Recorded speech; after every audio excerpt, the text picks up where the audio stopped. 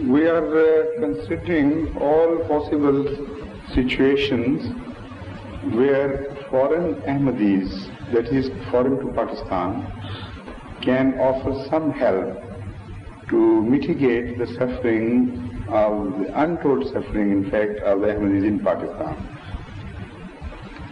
So I have issued orders to the various communities in the world to call for a Majlis Shura and think of some devices, some ways and means, not only to help Pakistani Ahmadis in their suffering, but also to make the others see light of reason.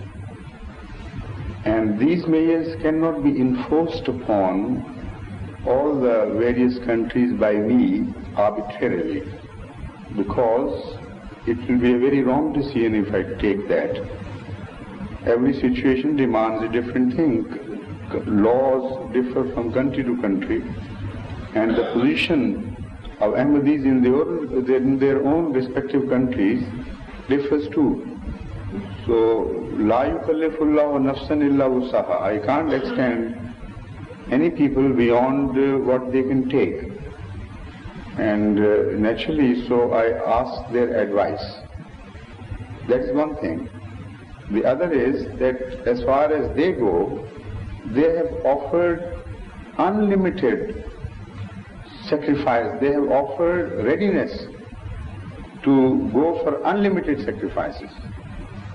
Daily I receive telephone calls or telegrams or other messages. And Ahmadi is so highly charged at this moment that there are countries who say that if you save each child and young and old who die for the sake of Ahmadiyya, and we are ready and we are happy if you tell us. So this is the emotion, and this energy has to be used very wisely and directed to scientific channels. We are a people who are to show wisdom to the rest of the world. How can we behave ignorantly like the modern man of political bringing, political education behaves like ignorant people? We have to teach them the lessons how in crisis an adult man should behave, not losing an ounce of its energy, not wasting an ounce of its energy. But when the demand comes, putting everything at stake, not saving anything. This is now the state of affairs. The Jamaat is ready to sacrifice all they have. It is my duty by Allah not to permit them to use this energy in a manner that even a single ounce goes waste. So inshallah you will see results. We are at it day and night. And most important of all is the prayer. We are a godly community, and this fact must never be forgotten by Ahmadis. The phenomena which works here is not an ordinary worldly phenomena, or will be completely destroyed. The forces against us are so powerful and so huge as compared to us that we are just like a tiny mosquito which they can crush between two fingers.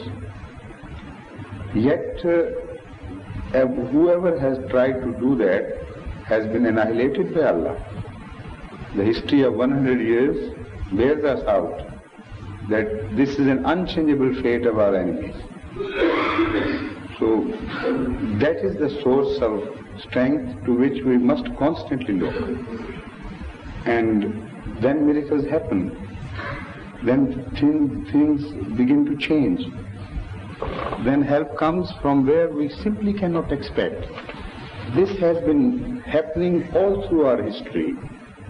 So greater the crisis, the greater the need for turning to Allah for succor and improving our relationship with Allah and getting closer to Him and loving Him much more than before and doing our obligations and duties in a better way. That is where the secret of success lies.